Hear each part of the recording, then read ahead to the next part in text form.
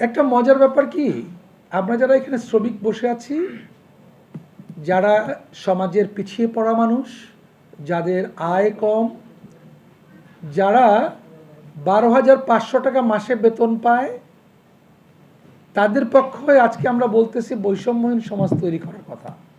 যার সংসারে একটা বাচ্চা অথবা অন্তত একটি স্ত্রী আছে, সেই মানুষটা এই ঢাকা শহরে 12,500 টাকায় কোথায় থাকবে, কি খাবে, কি জামা কাপড় পরবে, চিকিৎসা কি হবে, একজন বন্ধু আসলে এক কাপ চা খাওয়াবে, সেই বাজেটটা কোত্থেকে পাবে?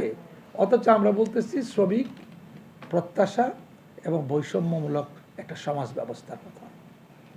প্রিয় বন্ধুরা, আরও মজার ব্যাপার কি জানেন? এই যে এত চমৎকার একটা বাজেট, খুব দৃষ্টিনন্দন বাজেট, সেখানে আমাদের যে মন্ত্রণালয়, মানে শ্রমিকদের জন্য দুটো মন্ত্রণালয় মূলত কাজ করে। সেই একটা মন্ত্রণালয় হচ্ছে শ্রম মন্ত্রণালয়, শ্রম কর্মসংস্থান মন্ত্রণালয়, যার বাজেট হচ্ছে মাত্র 880 কোটি টাকা। 880 কোটি টাকা, 9,38,000 কোটি টাকার বাজেট।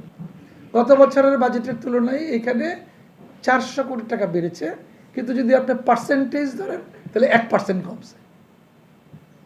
এই হলো আমরা বৈষম্যহীন সমাজ গড়ার জন্য যে 1400 মানুষ জীবন দিল, যে পরিবর্তনের কথা আমরা বললাম, পরিবর্তন সূচিত হয়েছে, যে আত্মত্যাগ, যে 25 থেকে 30,000 মানুষ এখনো কাতরাচ্ছে পঙ্গুত্ব বরণ করে, সেই সমাজের প্রথম বাজেট আমরা দেখলাম সেখানে শ্রমিকদের জন্য বাজেট 1% কমেছে সার্বিক অর্থে টোটাল বাজেটের মধ্যে।